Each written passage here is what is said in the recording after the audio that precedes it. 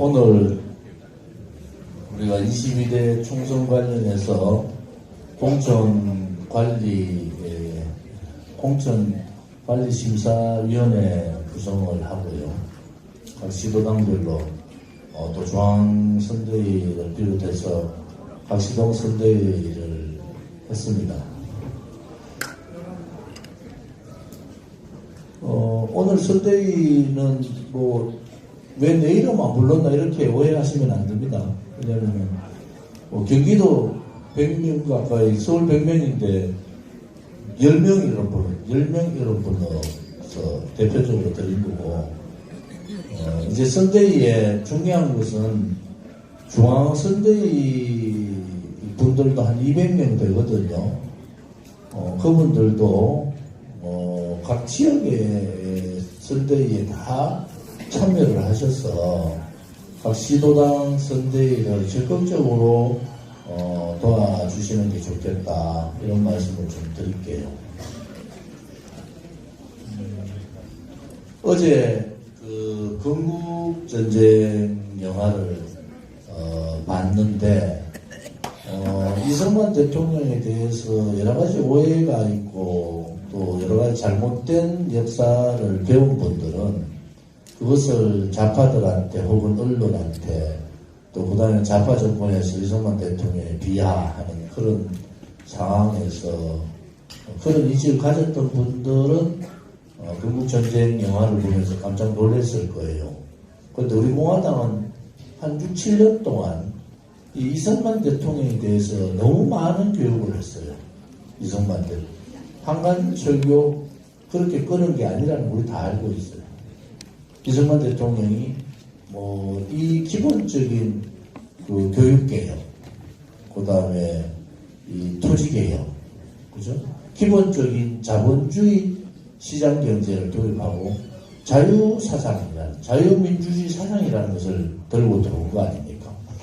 근데 문제는 그 당시에 이쪽 아시아권은 거의 공산주의 사상으로 다 정리가 되는 시점에 유일하게 이제 우리 대한민국이 이승만 대통령에 의해서 공산사회주의로 넘어가지 않고 이 자본주의, 자유민주주의로 왔다는 이 대목이 굉장히 중요한 대목입니다. 미국은 조그만 대한민국의 지금 같은 경제 강국이 아니라 100불도 안 되는 나라, 이러한 GDP가 100불도 안 되는 이러한 나라에 관심이 없는 거예요. 그냥 일본까지만 자기들의 범주를 갖고 있으면 되겠다. 왜 일본이 이뻐서 그런 게 아니고, 일본은 놔두면은 또 전쟁을 치를 가능성이 있는 나라이기 때문에 컨트롤을 해야 돼요, 미국이. 한국에 대해서는 사실은 관심이 없어요. 그러니까 땅이 어디 있는지도 모르고 그냥 산발선을 검거가지고 대강 정리하면 되겠다. 근데 이 휴전협정 그런 상황에서 몇 년을 끄는 바람에 수많은 100만 명 가까이가 더 돌아가셨죠. 그 전쟁 땅 따먹게 하는 그 상황에서. 이런 대목에서 우리가 무엇을 얻을 거냐 하는 고민을 해야 돼요. 이승만 대통령은 선각자입니다. 첫째는 봉건사회, 왕조국가의 봉건사회에 그 왕조국가의 가장 혜택을 많이 받을 수 있는 그런 귀족인데도 불구하고 거기에 저항하면서 사형을 당하잖아요. 근데 그 사형을 막기 위해서 어쩔 수 없이 이제 출국을 하는 그런 상황들이 오죠. 봉건 질서와의 전쟁을 한 분이죠. 저항을 한 분이죠. 두 번째는 이게 미국 가서 공부를 하면서 느낀 이 소위 자유민주주의가 뭔가 하는 확실한 신념을 갖고 있어요. 또 이게 독립 부분은 제국주의에 대한 저항을 했지만은 이 제국주의 저항을 통해서 그분이 그 과정에서 미국에서 독립운동을 하면서 느낀 것은 이 소위 말하는 민본사상이다. 민본사상. 자유민주주의, 자유, 정의, 그 다음에 우리가 일반적으로 얘기하는 삶의 도리, 이런 부분들을 처절하게 느꼈던 분이다. 그러면서 그분의 성각자적인 역할들이 더 많이 강조입니다. 우리는 자유민주주의라는 그런 자유주의 사상을 가져왔던 그분과 또 미국이 없으면은 소위 대한민국이라는 나라는 그냥 3일도 안 될 정도로 나라가 그냥 하루아침에 공산사회주의로 넘어갈 수 있다. 그 위기를 간파했다는 지도자의 능력이라는 게 대단한 겁니다. 그래서 미군을 끌고 들어오는 거예요. 대한민국에. 미군을. 왜? 미군이 없으면은 1대1로부터도 북한한테 이길 수 없는 그 당시의 상황이잖아요. 근데 중공군이 직접 내려와 봤잖아요. 소련은 스탈린을 통해서 직접 전쟁을 기획했단 말이에요. 또다시 내세운 거잖아요. 그래서 우리가 그동안에 존경했던 김구 선생의 얘기나 여러 가지 얘기들이 통일지상주의자다. 여러분 이 대목이 굉장히 중요합니다. 대한민국은 75년 동안 민족주의라고는 빌미를 가지고 통일을 해야 된다. 우리 민족끼리 통일해야 된다. 라는 것이 75년의 남과 북의 차이였어요. 대한민국은 자유민주주의에 의한 통일을 해야 된다는 것이 헌법적 가치에 들어와 있는데 쟤들은 적화통일이라는 얘기 안 하죠. 소위 고려연방제를 통해서 연방국가를 만들어서 일국이체제를 하다가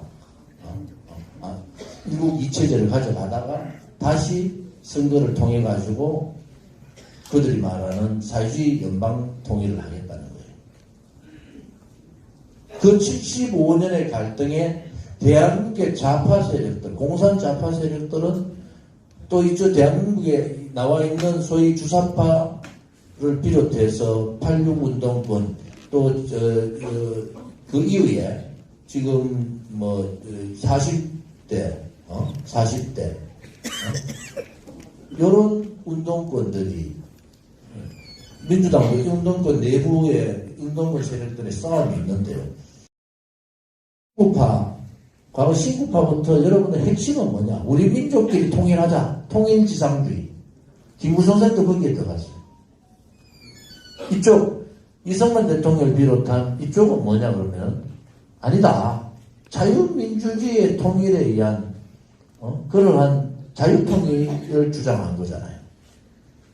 거기서부터 듣기에는 우리 민족끼리가 한반도 길을 들고 얼마나 멋있습니까? 우리 민족끼리. 핵심의, 가치의 핵심이 딱 깔았어요. 그 관계로. 근데 결국은 올해 들어와서 어떤 현상이 벌어졌어요? 그것은 전부 거짓말이었다.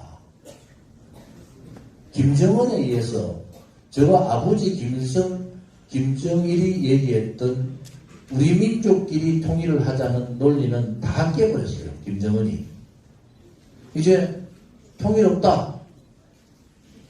자유통일, 자유도 자유통일, 민족통일 없다. 오로지 대한민국은 적국이다. 무력에 의해서 내가 대한민국을 잡아먹을 수밖에 없다. 이거예요. 통일과 관련되는 모든 북한의 기관들이 다 없어져 버렸습니다. 그러니까 대한민국 밑에 있었던 중요한 반국가 단체들, 통일지상주의 단체들이 지금 어쩔 줄을 모르는 거예요. 일부는 범민령 같은 경우는 없애자 이런 입장을 갖고 있는 데도 있고 또 몇 개 단체 민화협도 있고 몇 개 단체들이 지금 우왕좌왕합니다. 통일이 북한이 이제는 통일 얘기를 안 하는 거예요. 통일과 관계된 모든 대남 기구를 다 없애버렸어요. 지금 상황이 그런 상황이에요. 그러면은 이 통일에 대한 논의 없어요. 우리 같은 민족, 이제 민족 얘기도 우리 민족끼리 얘기도 안 해요. 북한 방송에서 이제 우리 민족이라는 얘기가 없습니다. 한민족 얘기 다 사라졌어요. 이것은 오로지 조선민주주의인민공화국 북한하고 우리를 보고 대한민국이라고 합니다. 이제 북한에서. 또 대한민국은 다른 나라다. 다른 나라고 너희들은 우리의 주적이기 때문에 우리가 완전한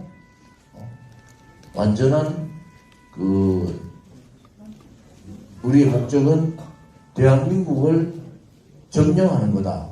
이런 상태로 해서 남쪽에서 한반도 기들고 맨날 김정은, 김정일, 김일성 찬양하던 그런 민족 주사 지상주의, 민족 통일주의자들이 좀 조용해졌어요. 이게 우리나라 한반도로 봐서 대단한 이념적인 변화가 온 거예요. 이념적인 변화. 거기에 우리가 특히 신냉전 시대라는 중국, 소련, 북한,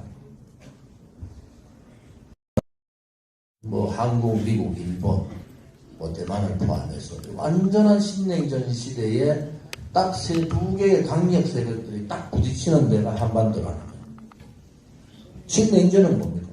이제는 평화가 아니라 세계 어느 곳에도 전쟁이 가능하다는 거예요. 여러분들 상상해보세요. 러시아가 우크라이나를 침공한다고 상상해냈어요? 그리고 지금 전쟁이 2년 가까이 이렇게 계속 전쟁을 하려고 상상했습니까? 거기 갈라서 북한 무기 미사일을 러시아에 주고 지금 그렇게 하고 있다는 거죠. 이쪽이 하마스가 이스라엘을 침공한다. 아무도 상상을 못하는 거예요. 그게 현실로 일어났어요. 북한 오히려 미국의 전문가들은 북한이 한국을 침공하는 것이 오히려 당연하다고 보는 거예요. 중국이 왜 이제는 냉전시대에 이참에 대만을 먹어버리자. 대만은 대한민국과 전혀 또 다른 나라예요. 여러분들 대만에요. 통일지상주의하고 대만 독립주의가 이번에 선거했잖아요. 이에 민진당이 이겼던데 대만 독립주의자들이 이겼어요. 중국하고 같이 못 간다. 그런데 그 차이가 얼마냐? 거의 차이 없이 대만은 반으로 딱 갈라서 했어요. 대만 안에. 대만에 가서 한번 택시 타고 물어보면 어떤 얘기 하는지 아세요? 3일을 못 버틴다. 자기들이 3일을 버틸 이유가 없대. 대만은 중국을 통해가지고 그래 통일돼도 중국이 잡아먹겠다도 일국양체제 하자는 거예요. 일국양체제. 홍콩같이. 그 전에. 물론 장기적으로 50년, 100년 가면 모르지만은 대만은 더 잘 살 수 있다. 저 엄청난 시장을 자기들이 더 할 수 있다는 게 반입니다. 반. 거기 전쟁이 되겠어요? 미국이 있어서 자유민주주의 우방국가로서 이렇게 하지만 대만 국민의 반은 중국하고 통일하자는 쪽이 반이에요. 우리나라하고 전혀 다른 현상이다. 그래서 대한민국에 어떠한 국지전이 벌어질지도 모른다. 왜? 핵을 가진 나라가 인도, 파키스탄에 다 핵 가지고 있어요.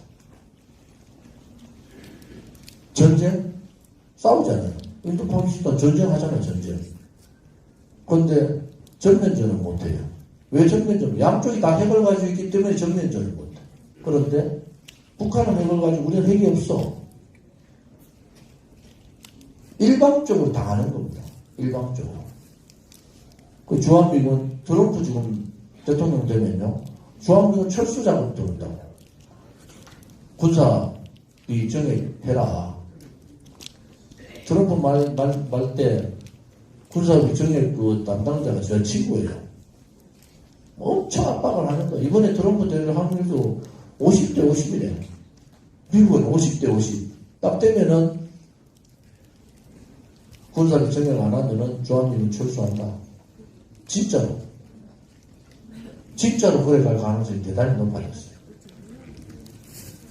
이러한 이 한반도를 둘러싼 신냉전 시대에 우리가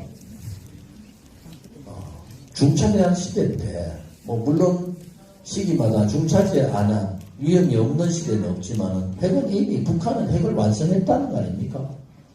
최소 50개의 핵탄두를 갖고 있다는 거. 그런데 그 핵탄두만 가진 게 아니고 이제 핵을 나르는 기술이 갑자기 바다에서 잠수함으로 쏘고 철도 가다가 쏘고 트럭 위에 가다가 쏘고 이 쏘는 방법이 다양하게 어떤 수단으로 어떤 시간에 밤중에도 쏘고 아침에도 쏘고 낮에도 쏘고 막 쏠 수 있는 연습을 하는 거예요 지금요. 지금 미사일 공격이 그런 연습. 탄도만 붙이면 핵 공격이잖아요. 미국이 북한을 컨트롤한다 절대 못합니다. 절대 못합니다. 제가 지난번에 한번 말씀드린 게 있죠. 이제 북한이 미군 철수하는 순간에요. 평택까지 5시간이에요. 5시간. 평택까지 5시간 하면 점령이에요. 그럼 서울 수도권 다 점령되잖아요. 그 사람들이 주한미군 철수되는 주한미군이 오키나와에 있는 미군이 우리나라에 들어오는 시간이 얼마 있겠어요. 그런데 북한은 그때 벌써 워싱턴, 하와이부터 해가지고 핵을 다 갖다 댑니다. 일본의 5개 도시, 대한민국 가장 보수적인 대구, 부산 이런 쪽에 핵 다 갖다 못 들어옵니다. 주한미군 다시 들어오는 순간에 핵을 다 갖다 댑니다. 몇 초 걸리겠어요? 평양에서 혹은 제일 가까운 개성에서 대구, 부산에다가 핵 쏘는데 몇 분 걸리겠습니까? 이게 지금의 대한민국 현실이에요.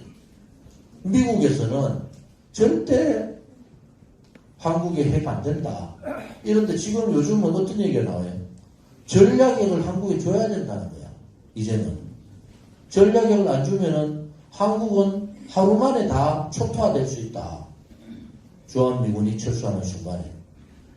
근데 트럼프는 주한미군을 철수하려고 했고, 그때 안보특보에 있던 그런 사람들이 다 적응을 했거든. 주한미군 진짜 철수하려고 했다. 이런 상황에서 우리는 22대 총선을 앞두고 있는 겁니다. 안보 부분, 좌파들이 지금 통일 얘기 안 하는 거, 여러분들 통일 얘기 지금 완전히 못합니다, 이제 좌파들. 자기들의 70년 가져왔던 이념을 뒤집어 버렸어요. 왜? 여기서 앉아가지고 사회주의다, 주사파다, 진짜 욕 나올 정도로 저것들이 이론을 가지고 얼마나 반통일주의자들이라고 얼마나 몰아붙였어요. 그런데 김정은 한마디에 통일이라는 게 없어져 버렸어요. 주사파를 비롯해서 여기 있는 진보당 등등등 다 통일 얘기 안 합니다. 왜? 친북 종북주의자들이 김정은의 말 한마디에 통일은 이제 없어졌어요. 그 사람들 입에서 통일이라는 게 없어요. 민족이라는 게 없어요. 그럼 결국은 뭡니까? 그 사람들은 북한의 꼭두각시에 불과했다. 북한의 방식도 지침에 그냥 따라하면 불과한 거다. 그들이 무슨 통일을 얘기하고 그들이 무슨 민족 통일을 하고 고려 연방제를 얘기하는 다 거짓말이에요. 다 거짓말이었다. 불과 한 달 전 얘기입니다. 여러분, 한 달 전. 김정은 동생 있죠? 김여정이가 갑자기 대한민국이라고 했어요. 그러면서 통일 없다. 이렇게 선언을 해버렸어요. 이게 지금의 한반도의 문제다. 우리가 이 문제에 대해서 우리 공화당 동지들이 굉장히 예민하게 받아봐야 된다. 그래서 우리도 핵 문제, 핵을 가져야 될까 말아야 될까에 대한 우리 공화당의 입장이 굉장히 신중한 입장이었는데 지금은 이제 전술핵을 준비해야 되는 단계다. 미국이 그러한 사항들을 정권이 만약에 트럼프로 넘어가기 전에 바이든 정부 때 그렇게 할 가능성이 대단히 높지 않느냐. 그것이 이제 우리 안보 부분에 있어서는 고민점이다 이래 보고요. 무점 주시면. 조금 전에 방송을 봤잖아요. 방송에 시사점들이 좀 있습니다. 우선 우리 공화당이 전국에 1,400점, 한 3,000장 가까이의 보수 대통합이라는 전수막을 걸고 합당 연대, 통합 뭐 이런 부분에 대해서 굉장한 많은 다각도의 노력을 하고 있고 지금도 있고 했어요. 했는데 제 방송에서 그랬다시피 우리가 국민의힘이 뭐가 이뻐가지고 합당하지 않겠어요. 하나는 보수 정권이 보수 정당이 이렇게 가면은 저는 나라는 망한다고 봐요. 왜? 정의롭지 않은 애국심이 없는 또 깨끗하지 못한 용기 없는 보수 정당만 우리는 계속 지켜봤어요.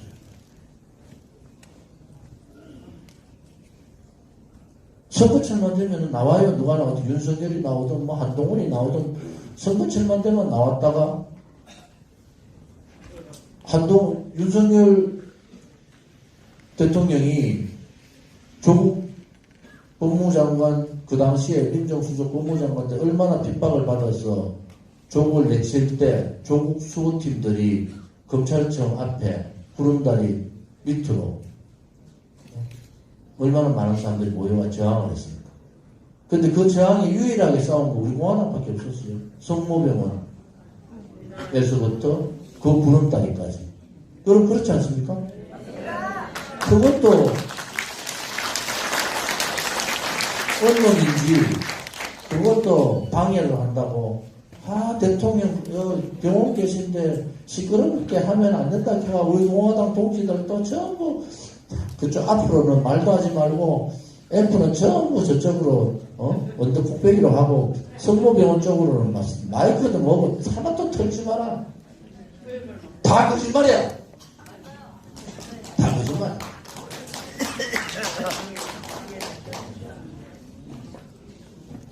윤석열 대통령도 제대로 알아야 되는 거예요. 윤석열 검찰총장 때 조국 같은 인간이 우리는 문재인 정권 자체를 싫어했으니까 나라를 망하게 하는 그러한 좌파 정권이라서 좌파 독재 투쟁은 좌파 독재 퇴진 투쟁을 한 거잖아요. 그 범주 안에 조국 같은 파렴치범이 있단 말이에요.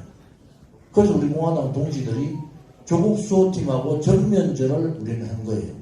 여러분 기억하시죠? 그때 누가 나섰어요? 아무도 안 나섰습니다. 그때 지금의 국민의힘 개뿔이다 개뿔. 그 국회의원 한 명이라도 보였어요? 없었어요. 정광훈이 그때 보였습니까? 없었어요. 뭘 했어요? 정광훈 목사? 우리 공화당의 최고의 의결기구가 있는데 유동규라는 사람이 우리 당에 들어오겠다 하면은 우리는 최고위원 한 명도 안 되고 다 반대할 거예요. 뭔지 아십니까? 그렇게 잡스럽게 부패에 동맹을 하고 이제 자기가 살아나기 위해서 이재명을 까는 거 좋지. 그래도 그 범죄 안에 범죄를 지르고 돈을 가지고 흔들고 저끼리 형님 동생 하던 놈을 우리 공화당 동지들이 유동규당 바뀌었어요? 아니요. 안 봤잖아요. 그 하나가 우리 공화당하고 정광훈 당하고 차이예요. 그 하나가 그 한 명만 봐도 우리 공화당하고 정광훈 당의 차이가 그겁니다. 그게 다른 거예요. 그게 다른 거예요. 요즘 정광훈 그쪽 제일 피해 많이 본 게 우리 공화당이야. 우리 공화당은 저도 정치를 굉장히 오래 했잖아요. 29살부터 했으니까. 그럼 몇 년이에요? 36년을 했잖아요. 물론 그 중간에 대우도 있고 사업도 했지만 항상 정치 주변에 있었잖아요. 저런 정당은 처음 봐요. 솔직히 오늘 말씀드리면 아니 항상 돈하고 연관이 돼 있고 무슨 정유라한테도 돈을 1,000만 원을 주지 무슨 돈하고 연관이 돼 있단 말이에요. 순수 외국 운동은 뒤집어질 때 왕창 뒤집어지는 겁니다. 그런데 순수한 외국 세력은요, 기본적인 가치가 올바라야 됩니다. 정말 정의로운 용기가 있어야 돼요. 정의롭지 않은 사사로운 용기는 용기가 아닌 겁니다, 여러분. 형법적 개성, 그러면서 상대를 존중하고 인정해주는 그러한 자세.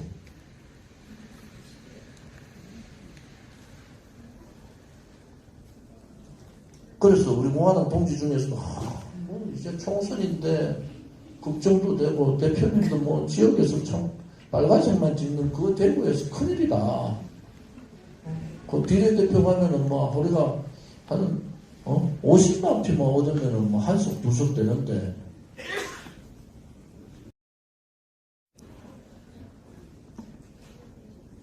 대한민국의 태극기 순수 태극기 운동을 다 버린 집단들이다. 순수 태극기 운동은 돈으로 하는 게 아닙니다. 자발적으로 해야지 이 나라가 무너질 때 박근혜 대통령의 탄핵상황 전국에서 우리가 가장 안타까워했던 것이 그들과 싸울 수 있는 저항 세력이 없었다는 거예요. 근데 그 저항 세력이 2017년 3월 1일 날 한 300에서 400만 명이 모였어요. 지금 정광훈 목사가 하고 있는 2만 3만 명? 그걸 가지고 못 막습니다, 좌파들. 어떻게 해야 되느냐? 자발적인 정의롭고 용기 있고 국가 간과 나름대로의 처절한 애국심을 가진 세력들이 있어야지 국민들이 100만, 200만이, 300만이, 혹은 1000만이 저항을 하는 겁니다. 지금같이 그렇게 하면요, 이제 소위 애국 세력들이 나오겠느냐. 자, 이번 선거에서 제가 방송에서도 그 얘기했죠. 제가 광주에서 그렇게 광주에 핍박받는 대통령이 있었으면 그 대통령을 위해서 우리 공화당 동지들하고 피눈물을 흘리면서 7년을 투쟁했다.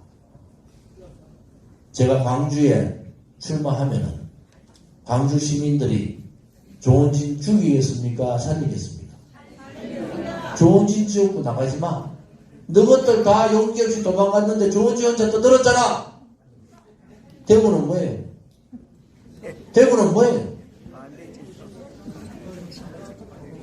대구 경북의 국회의원들이 뭐 친박이고 비박이고 뭐 친입을 떠나서 한 사람도 저항 안 했습니다.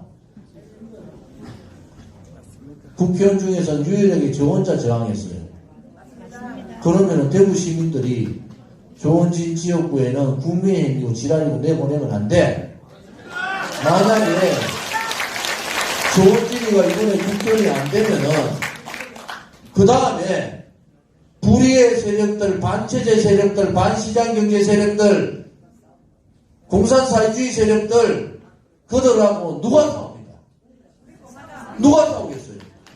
어느 정치인이 자기 거 내던지고 나와가지고 자기 따뜻한 거 다 버리고 나와가지고 싸우겠습니까? 그럼 또 이래요. 야, 너 그런데 뭐 박근혜 탄핵이요, 뭐 무죄 석방해가지고 뭐 5년 감옥 동안 그렇게 했는데 박근혜가 당신 안 부르잖아. 배신 당한 놈이 잘못했으니까 배신하는 사람이 잘못이에요. 잘못 보고받아가지고 배신하는 사람이 잘못이죠. 한 사람이라도 하나의 내용이라도 있으면은 저를 공격해야 되잖아요. 당당하게. 그래서 가는 소리야. 그러다 해가지고 우리가 박근혜 대통령에 대해서 어떻게 저는 얘기하지 말자고 그래요. 왜? 그래도 감옥에 있었던 그분보다야 우리가 좀 안 낫나. 그런데 문제는 뭐냐? 문제는 뭐냐? 너무 모르시는 것 같아. 유영아가 박근혜 대통령 국왕을 넣으면은 그 홍석주의 초선 의원하고 게임이 안 돼야지. 맞잖아요. 그런데 박빙이야, 박빙. 떨어질지도 몰라. 제가 말씀드리는 것은 여러분의 그 투쟁이 잘못된 투쟁이 아니라고요. 그것이 박근혜 대통령의 탄핵에 대한 탄핵이 불법 거짓 선동 조작 업무 기획, 그것이 불의잖아요. 불의에 저항해 있는 세력이 우리 공화당이기 때문에 그것을 모르는 사람이 잘못이지, 알면서 불의하고 싸운 사람이 잘못입니까? 그게 잘못이에요. 그러니까 여러분들이 상상할 수 없을 정도의 여러분들의 인식이 올라가 있는 겁니다. 타고난 분들 다 아프죠? 아프다. 뭐 마누라 내기 얘기하지 말라 한대. 우리 제 와이프하고 여덟 된 장모님은 그 사자 앞에 텐트 치고 단식 들어가겠다 하더라고요. 억울해도 억울해서 못 살겠다는 거예요. 억울해서. 우리도 억울해요. 제가 그래서 뭘 했잖아요. 우리 당원 만들기도 힘들어 죽겠는데 마누라 당신까지 와이카는 됐어. 진짜는 싫어합니다. 그분들이요, 한국은 순복음교회 권사고, 우리 장모님은 우리 와이프 우리 정원식 위원장 잘 안다고. 순수한 사람인데 독합니다. 교회 권사죠. 저는 사실은 겁나. 솔직한 말로. 우리 당원들이 마누라 제 집사람만 그렇게 했습니까? 우리 당원들이 좋은지 알면은 이미 가가지고 막 난리가 났을 텐데, 그래도 막 혹시나 조은진 대표나 우리 공화당 정치하는 젊은 사람들한테 우리가 잘못된 거 아닌가 이래가지고 막 참고 참는데 참지 말까요 이제?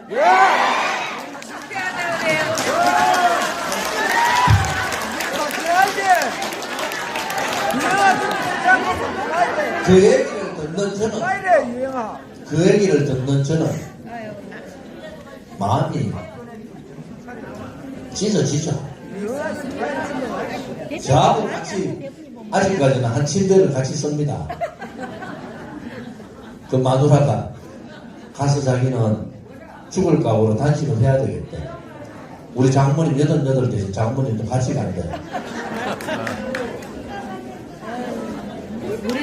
마누라 맡기도 힘든데 우리 당원 동지들이 박근혜 대통령 그렇게 자꾸 하지 마세요. 그럼 제가 마음이 더 찢어져. 그러니까 놔두세요.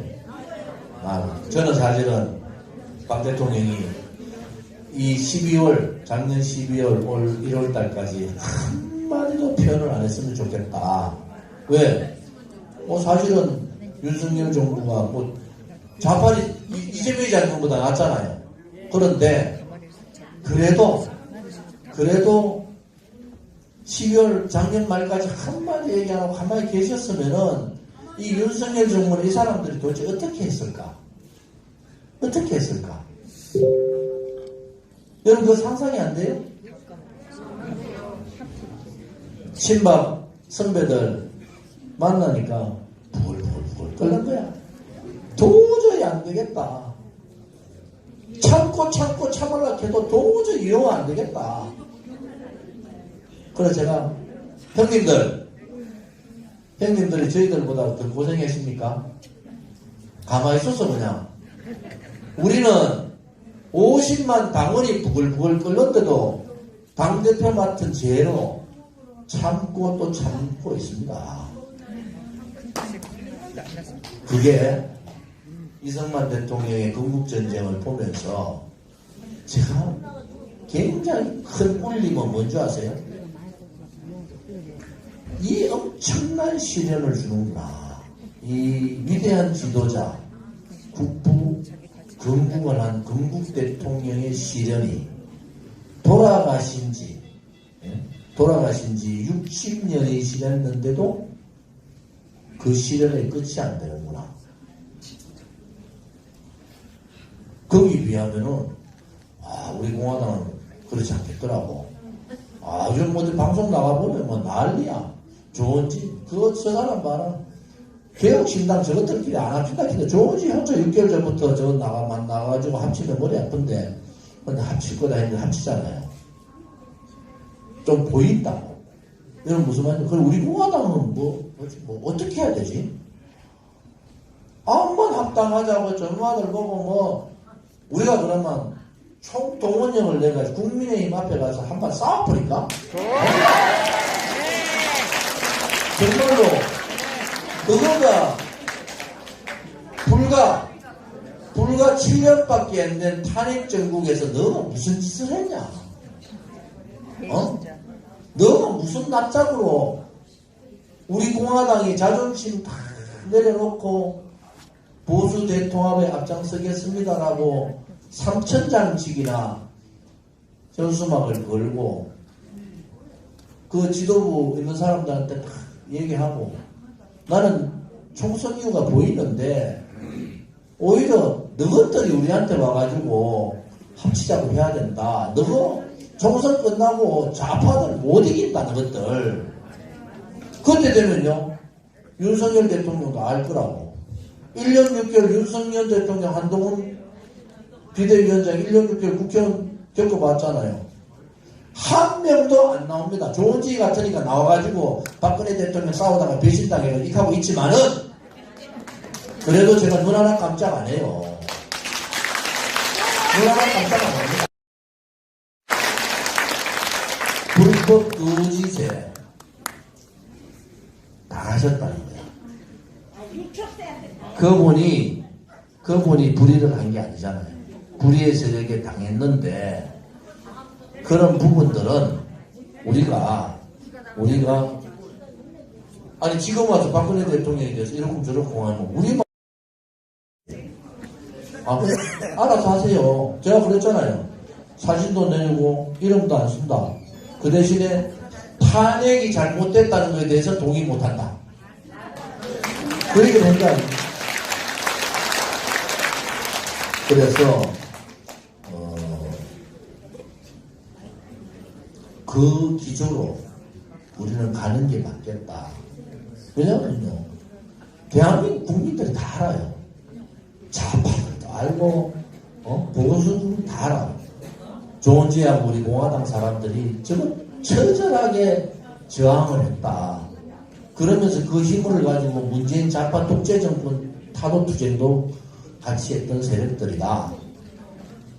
그래서 여러분들이 이제 또 방송 얘기하시니까 제가 1년 반 전에 얘기했잖아요. 우리 공화당이 이제 정신 차려야 돼요. 1년 반 전에 제가 뭐라고 했어요? 제가 라디오 나가던 방송 나갈 때 5,000명 늘어가면 10,000명 시청되면 게임 아웃이다. 그때 어쨌든 뭐 지도부도 그렇고 우리 사무처도 그렇고 다 저도 여러 가지 책임이 있지만은 그것이 굉장히 중요한 얘기였어요. 그것이 됐으면은 모든 라디오 텔레비에서 다 부르겠죠. 그래가지고 1년 정도만 방송에 나가서 했으면은 이번 선거는 굉장히 쉬운 선거가 됐어요. 근데 그게 이제 좀 힘들었어. 왜 힘드냐 했더니 이제 우선은 좀 안일했고 두 번째는 처절함이 좀 없었다. 그게 난 확신이 없었다. 제가 여러분들이 우리 당의 주인은 여러분들이지 당대표가 아니에요. 당대표는 여러분들이 맞지 못하는 모든 화살, 법적인 화살, 모든 화살을 맞는 사람이에요. 화살을 맞는 사람이에요. 그게 지금 기소돼가지고 투쟁하다가 생기겠죠. 일주일에 한 서너 장은 또 요즘은 좀 나아졌는데 모든 차량이 우리 공화당 차량이 전부 제 이름으로 되어 있잖아요. 당대표, 버스. 그러면 또 전부 날라와. 지금은 시도당에서 이제 차량 그걸 하고 있으니까. 그런데 지금은 뭐 맨날 와. 그것도 또 과태료는 그냥 안 주고 하더라고. 사람 도장을 꼭 찍어야 돼. 그러한 일들을 대표가 희생하는 겁니다. 우리 공화당 대표나 최고인이나 여기 계신 시도당 위원장님들요, 희생하는 거예요. 여러분들 아셔야 돼요. 나서서 희생하는 거다. 또 하나는, 여기 지금 오늘 옷 입고 오신 분들이잖아요. 몇 사람이고? 9살, 10사람인데. 울산 안 왔네. 자지 말고, 엄지학 위원장.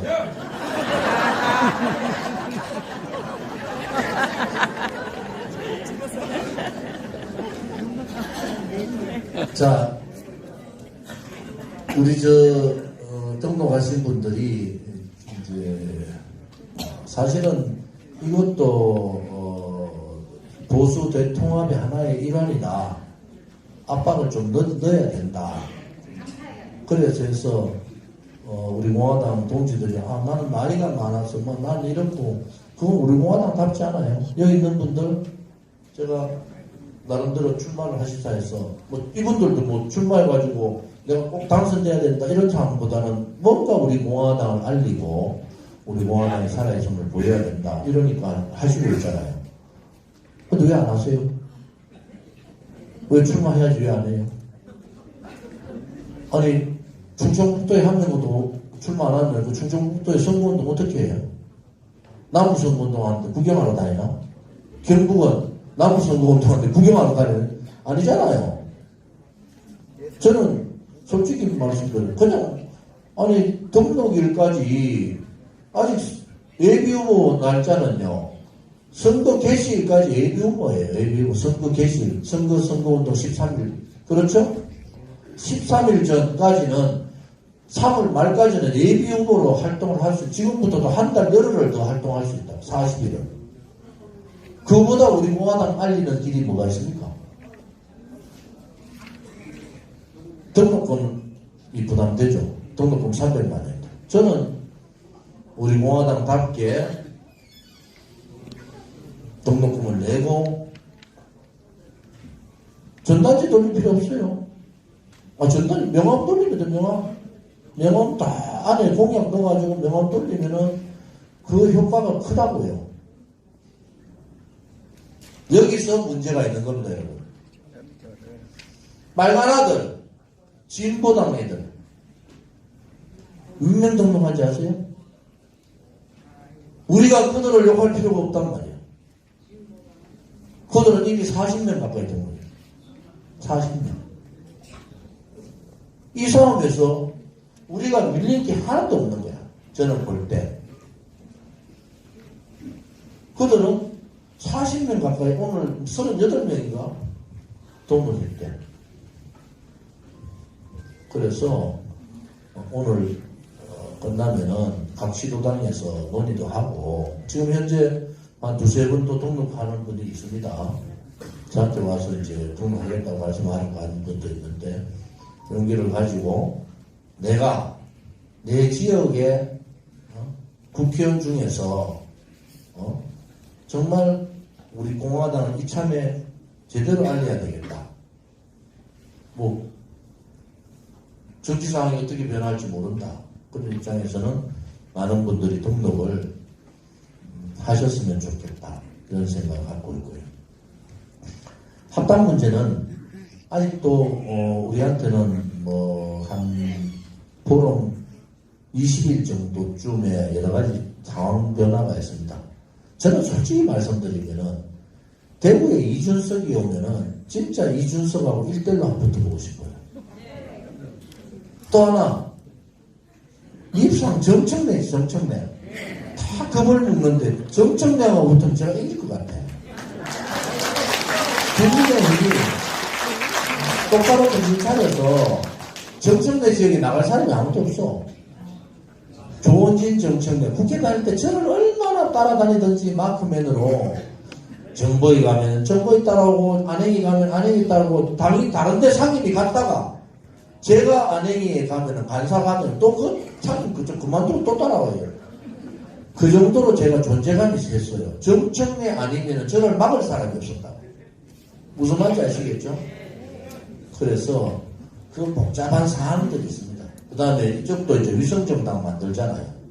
위성정당하고 우리하고의 관계를 어떻게 해나갈 거냐라는 고민도 있고, 내 국민의힘한테 한 가지, 좌파들 욕하지 말고, 좌파들도 이재명은 물론 자기 대통령 되겠다는 생각 때문에 하지만 좌파들은 어떻게 간에 소수 정당에 10석이나 15석을 나눠줘요. 오른쪽은 너가 뭘 잘했는데 독식하냐 이거야. 너가 뭘 잘했는데. 나라가 망할 때 사원 세력은 우리 공화당 아닙니까? 좌파는 보수민주 연합 정당이라고 만들어요. 진보당도 들어오고, 좌파도 시끄러운 당, 좀 새빨간 그런 당이 다 들어가. 오른쪽은요, 3천장 걸고 너가 참 잘못하는데, 껍데기 보수 짓들 많이 했는데, 가장 보수의 가치를 지키고, 정광훈하고도 다르고, 부패하지 않고, 정의롭고, 진실되고, 정말 당원들이 용기로 똘똘 뭉쳐있고, 가끔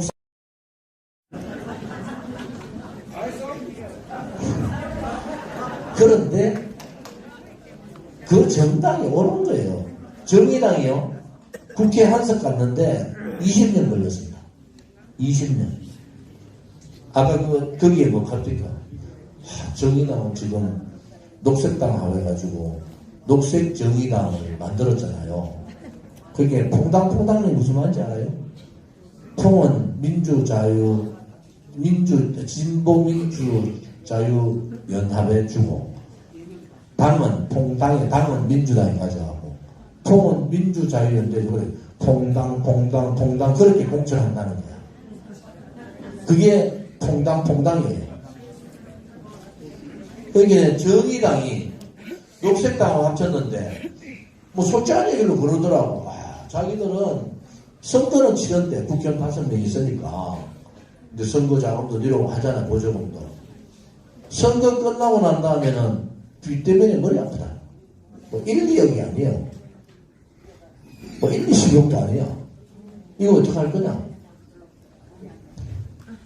그 정의당이 5석, 6석 가지고 또 20년간 겨우 해가지고 의석 하나 만들어가지고 좌파 소위 진보 쪽에 가장 중심인 줄 알았더니 판단 잘못해가 저리 됐잖아요. 오른쪽은. 자, 정말 저렇게 무능하고 저렇게 자기 중심적이고 애국심도 없고 용기도 없고, 내가 만나는 국민의 모임들 다 그 당시에 한창 우리 투쟁할 때, 선배님 혹은 나는 용기가 없어요. 우리 공화당 좋은 짓 당신이 하는 게 맞는데 우리는 용기가 없어. 내려놓을 게 너무 많아서 못하고. 그 사람들이 지금 국회의원 다 하고 지금 줄 수가 있다고. 이거 바꿔야 됩니다, 여러분. 바꿔야 돼요. 그러니까 어떻게 바꿀 거냐. 뭐 선거는 이번 총선도 있고 뭐 대선 지방선거도 나오고 하는데, 우리가 바꾸려면 호랑이 굴에 들어가야 돼. 그때 호랑이 굴에 들어가려더니 이놈의 호랑이들 도망가기 바빠.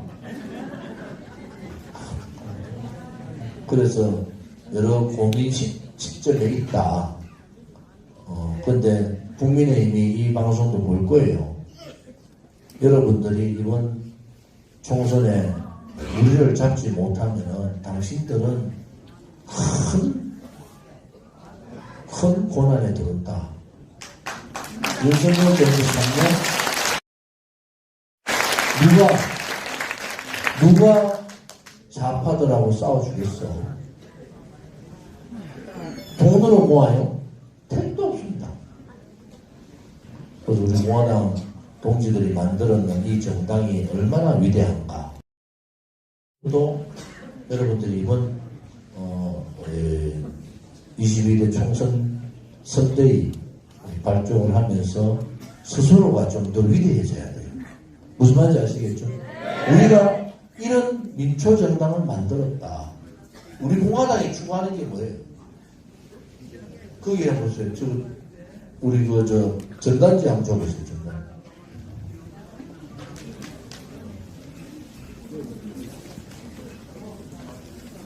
여러분 오늘 이거 다 받으셨어요? 네. 안 받은 분들 꼭 가져가세요.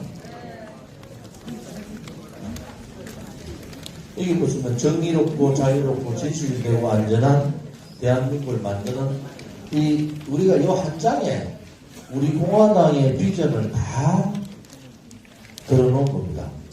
이 한 장 강령 이 한 장에 우리 당의 헌법과 같은 강령이 있는 거예요. 꼭 이거를 여러분들 보시는데 이러한 우리 공화당의 국가운영 비전이나 강령을 가지고 있는 정당 없습니다, 여러분. 그것은 어떻게 됐어요? 여러분들이 계셨기 때문에 순수한 애국 세력들이기 때문에 가능했다. 또 하나는요, 초창기에 우리 공화당 나가서 뭐라 하는 사람들, 돈 때문에 나가는 사람도 있고, 돈 좀 주는지 알았더니 돈을 내야 돼. 돈 내라 하거든. 주기는 무사하고, 차비 내고, 이제 집회도 차비 내고 온다고 하고, 어디 가도 차비, 돈 각자 내야 되고, 각자 운영해야 되고, 이렇게 하니까 좀 실망해서 가신 분도 있겠죠. 그런데, 우리 공화당이 추구하는 길은, 기독권이 아닙니다. 기독권은요, 경제기독권, 소위 부의 편중에 의해서 경제적인 침탈을 하는 경제기독권이 있고, 정치 권력기독권이 있어요. 권력기독권. 소위 지금의 양당입니다. 양당. 이쪽은 좌파들은 586 운동권, 왼쪽은 보신주의에 젖어있는 그러한 껍데기 보수들.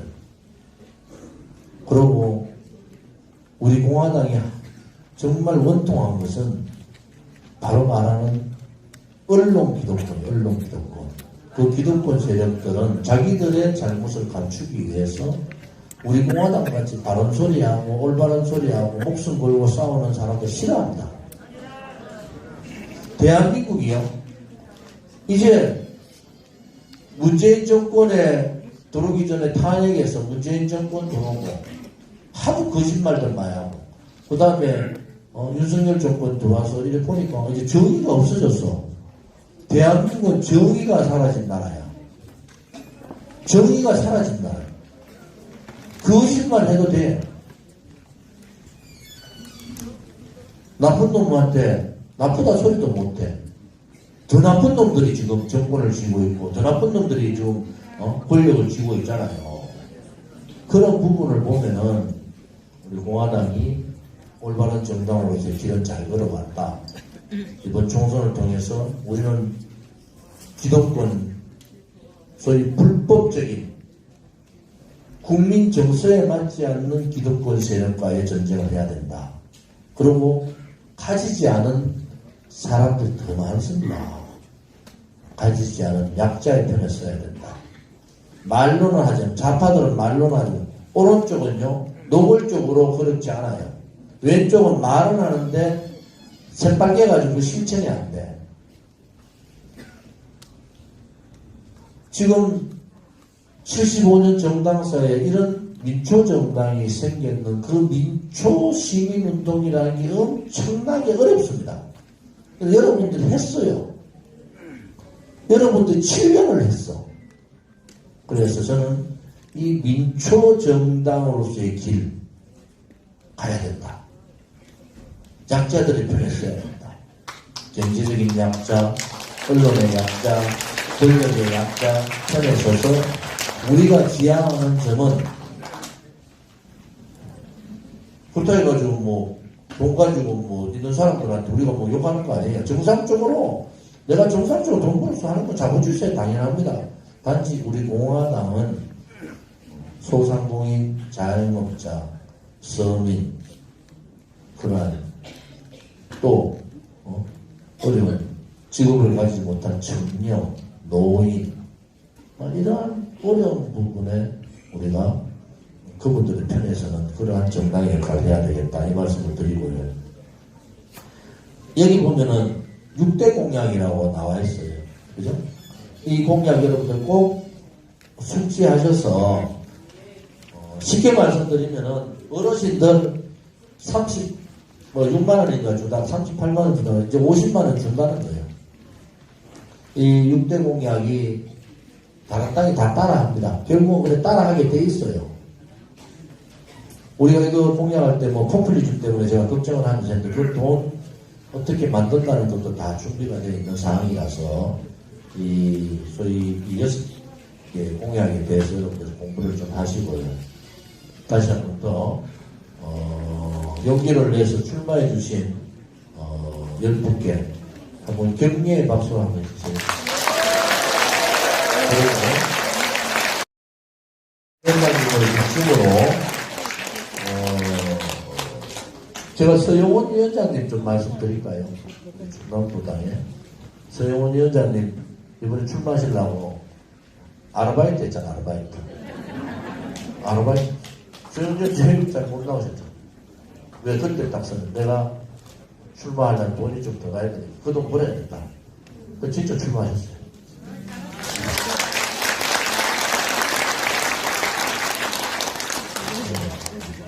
용기를 가지십시오. 그리고 우리가 옳았습니다.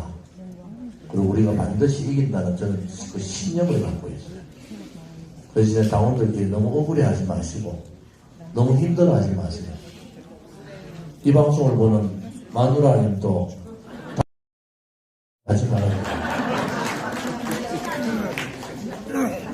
여러분들이 오늘 우리가 가는 길이 정해져 있습니다. 우리 임덕기 상임고문님 계시면 보수 정당은요, 박정희 대통령 각할 때까지입니다. 그 뒤로부터 보수 정당의 정통성이 훼손되면서 보수의 가치가 무너져 버렸어요. 그거를 복원해야 된다. 보수가 좌파들한테 공격받는 것이 아니라 좌파들을 제압할 수 있는 그러한 상을 만들어야 된다는 거죠. 그것을 할 수 있는 정치 조직도 우리 공화당이 저는 유일하다고 봐요. 여러분들이 저 방송에서 그랬잖아요. 50만이라는 게 감이 안 잡히잖아요. 50만이라는 감이 안 잡히죠. 근데 사람들이 100명 중에 1명이 우리 공화당 당원입니다. 50만이 그 숫자예요. 100명 중에 1명이 우리 공화당 당원이다. 그리고 지금도 돈을 내고 있는 5만 3천 명이 박근혜 대통령이 저러시고 난 다음에 당원이 더 늘었어요. 그럼 5만 3천 명이 얼마큼 숫자예요? 대한민국 국민의 1000명 중에 1명이 우리 공화당에 돈을 내는 당원이에요. 얼마나 위대한 당원입니까? 얼마나 위대한 당원. 경향TV 유튜브 내가 나왔는데 그 앞에 누구죠? 변호사? 신민균인가? 신민균인가? 신민균. 예? 신민균. 끝나고 하더라고요. 자기 부러워 죽겠대. 정당을 만들려니까 5,000명은 있어야 되잖아요. 한 지역에 5개의 지구당이 있어야 돼. 그게 기본이 그것도 막 힘들어 죽겠는데. 그 얘기하니까 여러분들이 얼마나 위대한 일을 하신 것 같습니까? 1000명 중에 1명이 우리 당원이고 100명 중에 1명이 우리 공화당에 돈을 내는 당원인 거예요. 돈을 내는 당원. 여러분 자신을 가지십시오. 그동안에 여러분들의 용기나 애국심이나 애당심은 제가 더 많이 알고 있잖아요. 이제는 꺾이지 않는 그러한 신념, 또 우리 스스로가 자랑스럽다는 그러한 마음을 가지시고 정의로운 용기를 가진 그러한 정당으로서 여러분들이 당이 이번 총선이 좋은 결과가 있으면 최고 좋죠, 당연히. 그렇지 않더라도 우리 공화당은 무너지지 않습니다. 우리 공화당은 보수의 전통 보수의 중심 세력으로 또 약자들을 대변하는 세력으로 더욱더 이제 확대가 될 텐데 그런 부분에 있어서 자신감을 가져주시기를 바랍니다.